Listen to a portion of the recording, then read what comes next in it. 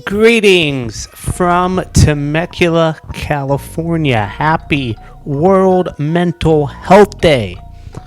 Or as I like to call it, the one day we all pretend to be okay together.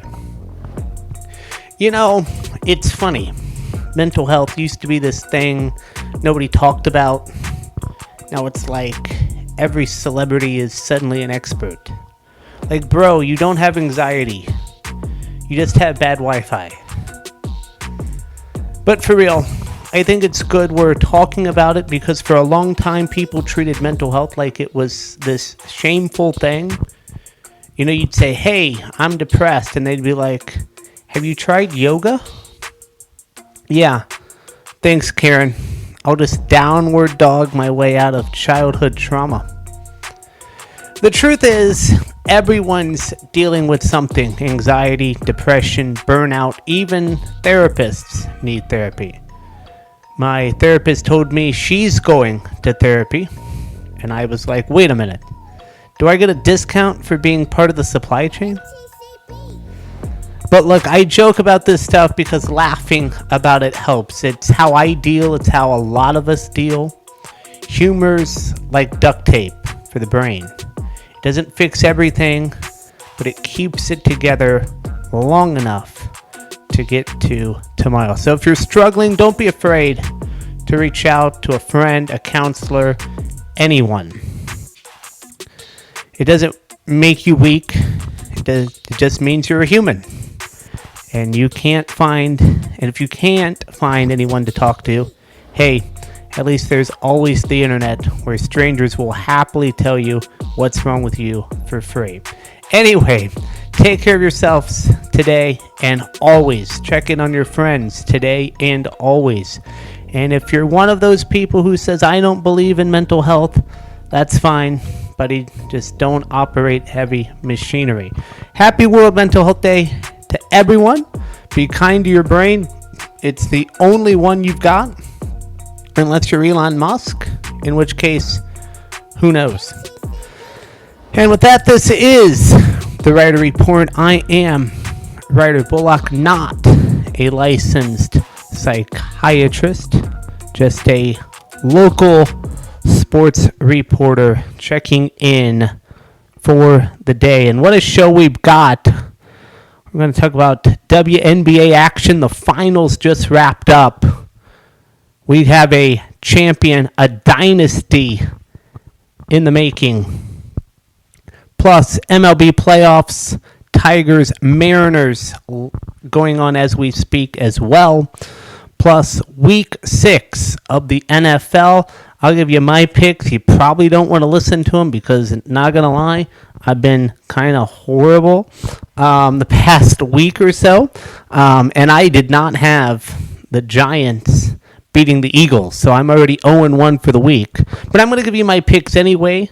Maybe they can be a help to you. And then week 7 of college football, the big game there in Eugene, Hoosiers or Ducks. We have the previews of all the games of the NFL and college. It is a football Friday night. You do not want to miss that story.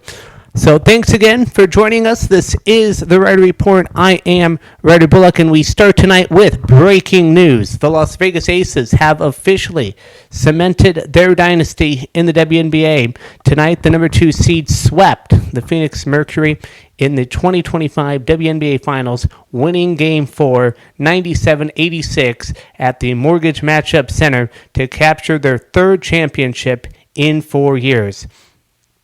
Leading the charge was 4-time league MVP A'ja Wilson, who poured in 31 points and is expected to claim her 2nd Finals MVP award after also earning it in 2023. That makes Wilson just the 8th player in WNBA history to win MVP, Finals MVP, and a championship in the same season.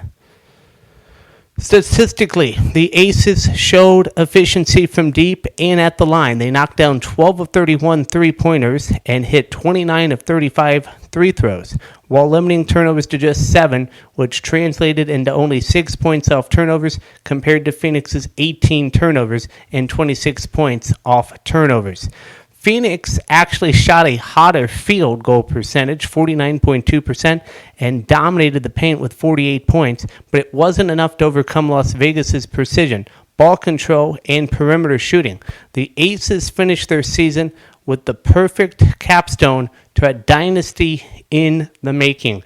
Asia Wilson and the Las Vegas Aces, the standard bearers for the WNBA in 2025 and going forward. Congratulations to the Las Vegas Aces. They are world champions once again.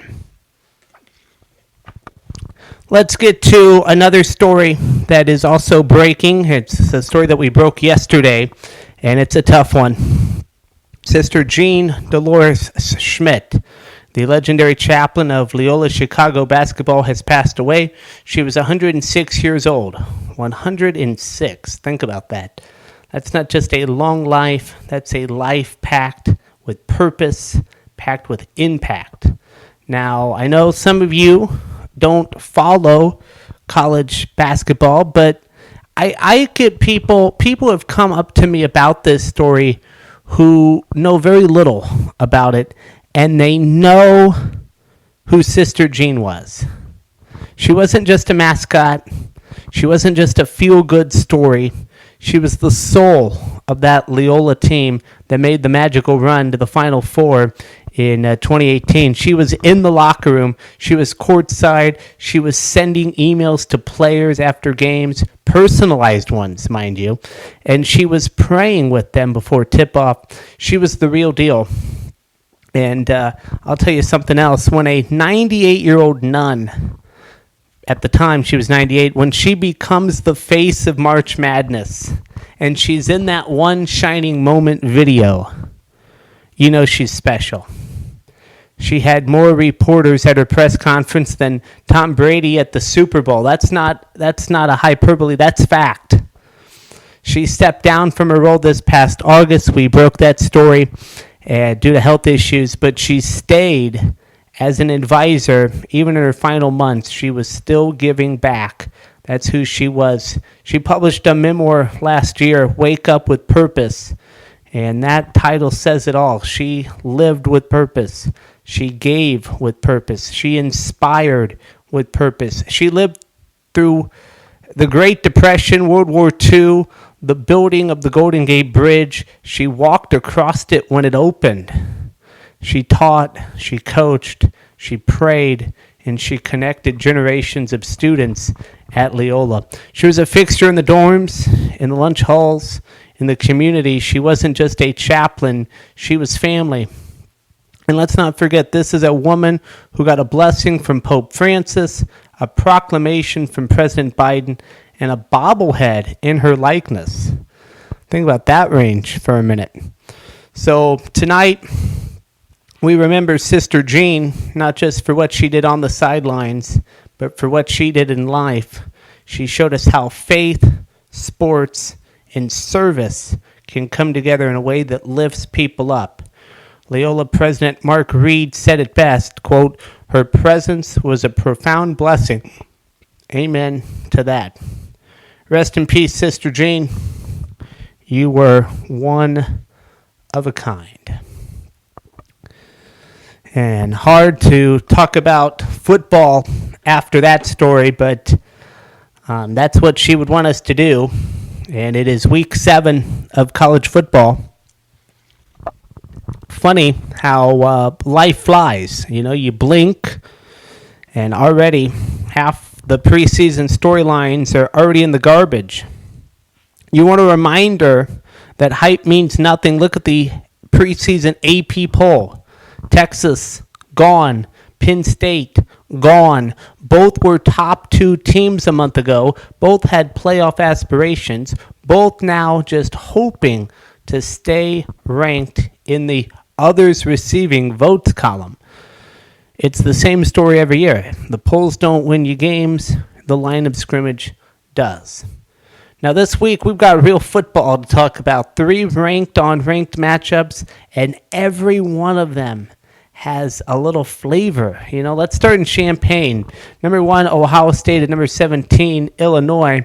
And I don't care that Illinois got waxed 63-10 by Indiana 3 weeks ago. That's ancient history. Brett Bielema has those kids playing tough again. They beat USC and Purdue since, and that place is going to be loud. Ryan Day knows that. You heard him say it. He said, quote, "That's not who they are." The Buckeyes have been near flawless, outscoring opponents 187-25. They've allowed 2 touchdowns all year. 2.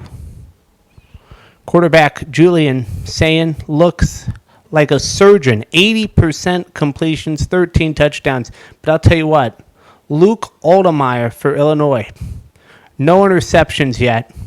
Over 1,500 yards. He's the real deal. That kid can play. And Hank Betty, the guy's got a touchdown every way you can imagine. Receiving, rushing, passing, punt return. That's a football player. Ohio State by 2 touchdowns is the line, but Illinois is at home under the lights. Crowd going nuts.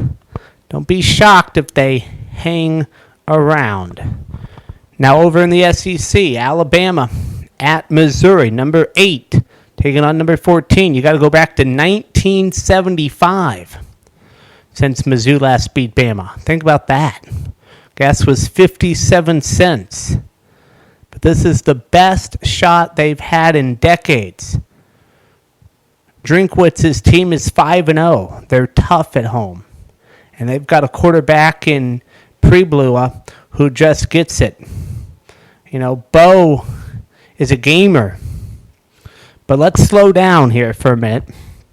Alabama has woken up. Okay, Kalen DeBoer's offense looks like it's finally clicked after that early Florida State loss. Ty Simpson's been phenomenal, 13 touchdowns, 1 pick, and they've already handled Georgia on the road. Missouri's good, but Alabama's different. When that defense pins its ears back, it's suffocating. If Mizzou can't run it early with Ahmed Hardy, who's been great, by the way, 730 yards, they'll be in trouble by the second half. Alabama's defense is going to have to stop him, and if they do, then, like I said, they'll be in trouble. There. Okay, Red River rivalry, Oklahoma and Texas. You talk about drama, this one's loaded. Oklahoma's undefeated, ranked 6, playing top 5 defense in the country. Texas is completely lost right now. Arch Manning doesn't know where he is. He's been hit, sacked, pressured. He looks like a guy trying to do too much. Oklahoma leads the nation in total defense. Just 193 yards allowed per game. That's crazy. Venables has them flying. Texas is desperate. They've got to win to stay in the playoff picture. I think it's going to be a slugfest, but unless Manning gets protection, this might be another long day at the Cotton Bowl for the Longhorns. And folks, that game, that scene, half crimson, half burnt orange, 92,000 at the Cotton Bowl. There's nothing else like it in the sport. Notre Dame and NC State, I'll make this quick. Notre Dame should handle business. They're favored by 22 for a reason. C.J. Carr's been sharp, 11 touchdowns, 2 picks. But their defense worries me. They've given up a lot of yards, 374 a game. NC State's got some juice offensively, but they're sloppy on third downs and in the turnover margin. I like the Irish big, but they can't look ahead to USC next week. Speaking of USC, Michigan heads to the Coliseum. This one's sneaky good. USC's offense, second in the nation in total yards, third in scoring. Jaden Maviava is slinging it. 1,500 yards already, but that defense still soft against the pass. Michigan's going to test them on the ground. Justice Haynes averaging 7.6 carries, 8 touchdowns. I'll tell you this, if Bryce Underwood can make a couple throws downfield, Michigan can win outright. But if it turns into a shootout, forget it. Nobody wins a shootout in the Coliseum except the Trojans. Late night, Arizona State and Utah. You want a physical, grinded-out game? This is it. Utah's defense is top 20 across the board. Arizona State stops the run better than anyone. These two teams mirror each other. Both can hold the ball for 33 minutes a game. Utah's at home, though, and that makes the difference. And Arizona State's quarterback, I don't believe, is playing tomorrow. Sam Leavitt is, I believe, out. And so that will make some more difference there. And finally, the game of the week, Indiana at Oregon, number 7 versus number 3. Folks, this is huge. Both undefeated, both off a bye, both with legit playoff dreams. Kurt Singetti's done a miracle job at Indiana. He's got the program believing. Fernando Mendoza, 16 touchdowns, 1 interception, poise, accuracy, command. But Oregon and Dan Lanning's got a monster on his hands. Dante Moore's been just as good. 14 touchdowns, 1 pick. That's surgical precision. This one's going to come down to who wins the line of scrimmage. Oregon's got more depth. Indiana's got the edge rushers. The Hoosiers already demolished Illinois 63-10. We talked about that. But this is a different animal. Otzune at night, national TV, playoff atmosphere. Oregon already has knocked off Penn State. And I'll tell you something real quick. But well, let me finish this up real quick. If you're looking for the complete package, offense, defense, quarterback play, coaching, chess match, Indiana at Oregon is your game. And the game of the year so far. And I want to say something. Michigan is playing USC on Saturday night as well. And you know who benefited from Oregon knocking out Penn State? And you know who's going to benefit the most from the fall of Oregon and or Indiana? It's going to be Michigan. Okay? Michigan is sitting back just saying, knock each other out, and we will pick up the pieces. And that's what you got to do, because it is a dog-eat-dog world. So that's the slate. We've got statement games everywhere you look. Illinois trying to shock the world. Missouri chasing history. Texas trying to stay alive. And Indiana and Oregon for everything. You can't ask more in October. Let me get you now my Week 7 college football picks. And if you're keeping score at home, you will know that I did not do too well last week. I apologize. I went 4-6. Okay? I will try and do better this week. So, to start it off, give me Alabama to beat Missouri. I like Oregon to beat Indiana. Give me Oklahoma to beat Texas. TCU to beat Kansas State. Iowa State to defeat Colorado. Maryland wins at home against Nebraska. Georgia defeats Auburn. USC defeats Michigan. BYU wins against Arizona. And Arizona State wins on the road against Utah. And I want to see something here real quick, because I don't want to say that if that's not accurate. Give me one moment. Sam Leavitt, is he playing tomorrow? Sam Leavitt is expected to miss the Utah game So Jeff Sims is going to start for Arizona State. Okay. I still think Sam Levitt is a great quarterback, and I think he can poke holes, in a Utah defense. So a jam-packed Saturday that leads us into a Sunday football Sunday. Here are the Week 6 games you must watch. Game number 1, Broncos at Jets. London calling. The Denver Broncos have crossed the Atlantic, but the only thing they're bringing with them from last week's upset over the Eagles is jet lag. Jonathan Cooper says they've flushed that Philly win. Bo Nix says calling the Jets a trap game is disrespectful. And the Jets, well, they're the only winless team left in the NFL, 0-5 under Aaron Glenn, who's searching for his first career victory and maybe a little bit of luck. Fun fact, the Jets haven't forced a single turnover all season. None. 0. The last team to start a year that way, the 1933 Brooklyn Dodgers, and they played football back then. Nick Benito's leading the league in sacks. Patrick Thurston says he's the next Defensive Player of the Year, and Sean Payton gets a reunion with his former assistant, Aaron Glenn, though this time it's across the field, not across the meeting table. London game, early start, Broncos rolling, Jets desperate, something's got to give. Game 2, Dolphins-Chargers, the 2020 Draft Bowl. Remember 2020? Miami took Tua. The Chargers took Herbert. Ever since, their careers have been linked like Fast and the Furious sequels. Same energy, different endings. Both quarterbacks are looking to bounce back after Week 5 collapses. Tua says he's not into comparisons, but here we are, comparing anyway.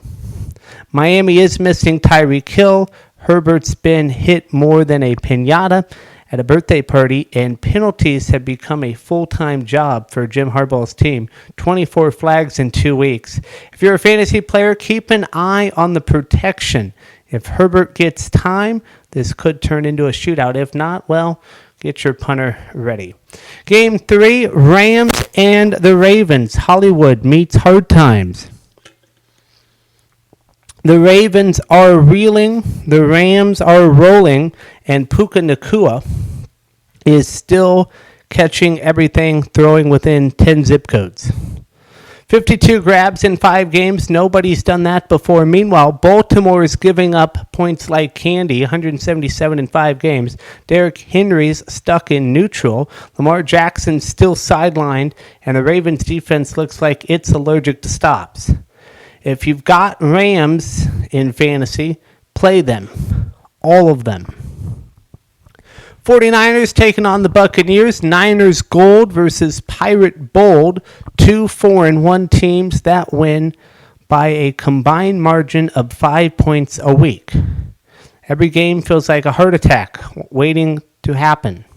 San Francisco's quarterback carousel continues. Mac Jones gets the call. Brock Purdy still sidelined, but Christian McCaffrey remains a cheat code, on pace for 133 catches this year. Meanwhile, rookie Emeka Egbuka's filling in for Mike Evans like he's been doing this forever. 445 yards and 5 touchdowns already.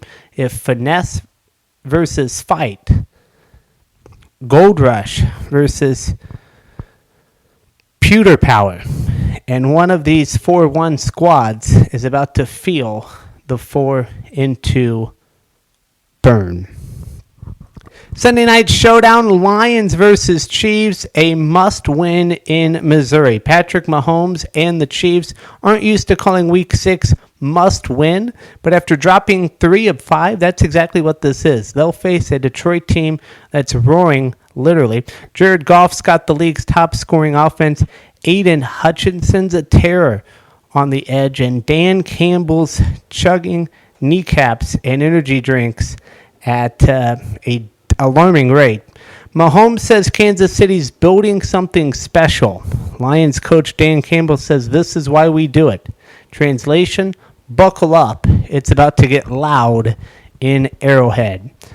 And that is the Sunday slate, but it all leads into a doubleheader Monday Night Football special. 2 games, 2 storylines, and a whole lot on the line. For Atlanta, where the Falcons stat sheet says elite, but the scoreboard says otherwise, Atlanta leads the NFL in total defense, giving up just 244 yards a game, but they're only middle of the pack in points allowed, and their offense ranks near the bottom in scoring. That's not ideal when Josh Allen and the Buffalo Bills are coming to town. Allen, now dubbed the human eraser by Coach Sean McDermott, has been cleaning up broken plays all season, leading one of the league's most explosive offenses at nearly 31 points per game.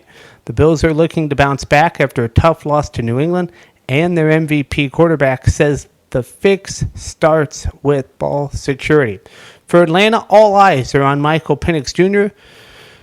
The rookie showed big-time resilience after that 30-0 loss in Carolina, bouncing back with 313 yards and 2 touchdowns in a win over Washington. Coach Raheem Morris says that kind of response tells you everything you need to know about your quarterback. And in Ashburn, Virginia, it's the battle of the Heisman quarterbacks, Jayden Daniels versus Caleb Williams. As the Commanders host the Bears, Washington's got the league's top rushing attack, averaging 156 yards a game, even without Austin Eckler. Rookie running back Ja'Cory Bill Krosky-Merritt has been the breakout star, 6.6 yards a carry, 2 scores last week, and he's suddenly a name defenses need to know. The Bears, meanwhile, can't stop the run, giving up over 160 yards a game, and now they're trying to protect their own quarterback behind a patchwork offensive line. Head coach Bill Johnson still searching for answers up front, but says Williams continues to get better every week. And don't forget Deebo Samuel, the do-it-all wideout who's become Jayden Daniels' go-to weapon. 4 touchdowns already, and providing that San Francisco-style spark to Washington's new-look offense. The 2 young quarterbacks facing MVP firepower. 2 fan bases believing they've found their future. It's a Monday Night Football doubleheader. You don't want to miss it. Monday night, we will have complete recaps of all the Sunday games. Monday night, I think, will still be going on, but Albert Lehner is expected to join us on Monday night for another NFL Week 6 Hot Topics. Always love when he is on and we get to chit-chat.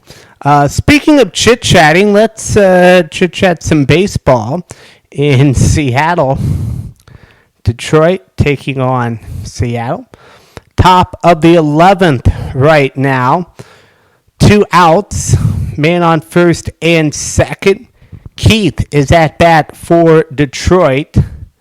And the Mariners and the Tigers are tied at 2 apiece. We will get you an update when that game ends. But first, here's what happened to get to 2-2. Garver hit a sacrifice fly to center. Naylor scored for Seattle. Detroit in the 6th. Carpenter homered to center. 411 feet. Baez scored. In the 7th, Rivas singled to left. Polanco scored. Naylor to second. That series is tied at 2 apiece. The winner will travel up north to take on Toronto on Sunday. Game 5 of the NLDS Cubs Brewers is scheduled for tomorrow. Game 1 of the NLCS is also scheduled for Monday night. So a lot of baseball going on. And the Dodgers have solidified their spot. The Blue Jays have clinched their spot. Now it's just trying to see who they will play. The Blue Jays anxiously awaiting this 11th inning to come to a close, so that way on Sunday they can get prepared. But it is 2-2, top of the 11th in Seattle. Cubs-Brewers, Game 5, set for Saturday. Here's what's trending in sports. Starting in the Big 12, Arizona State quarterback Sam Leavitt will miss Saturday's road game against Utah due to an undisclosed injury. Head coach Kenny Dingleham says Leavitt's been battling this issue since the Baylor game and fought through it against TCU, but didn't feel right after Wednesday's practice. Leavitt has been a dual threat force this season, throwing for over 1,000 yards and 8 touchdowns while rushing for 281 yards and 5 scores. Sixth-year veteran Jeff Sims is expected to start in his place. ASU enters the game 4-1 and riding a 3-game win streak. Utah, also 4-1, is coming off a dominant win over West Virginia. Meanwhile, in the SEC, Oklahoma quarterback John Mateer has been upgraded to probable for Saturday's showdown against Texas. Mateer injured his throwing hand in a win over Auburn and underwent surgery during the Sooners' bye week. He missed last week's game, but still leads the 6th-ranked Sooners with 1,215 passing yards and 6 touchdowns, plus 5 rushing scores. Backup Michael Hawkins Jr. stepped up last week, tossing 3 touchdowns and rushing for another in a 44-0 rout of Kent State. In the NFL, San Francisco 49ers quarterback Brock Purdy will miss his 4th game of the season due to a lingering toe injury. Backup Mac Jones is listed as questionable, but is expected to start against the Buccaneers despite knee and oblique issues. Jones has revived his career in San Francisco, going 3-0 as a starter and throwing for over 900 yards and 6 touchdowns. Coach Kyle Shanahan says he's confident in Jones' ability to play with only Adrian Martinez available as backup.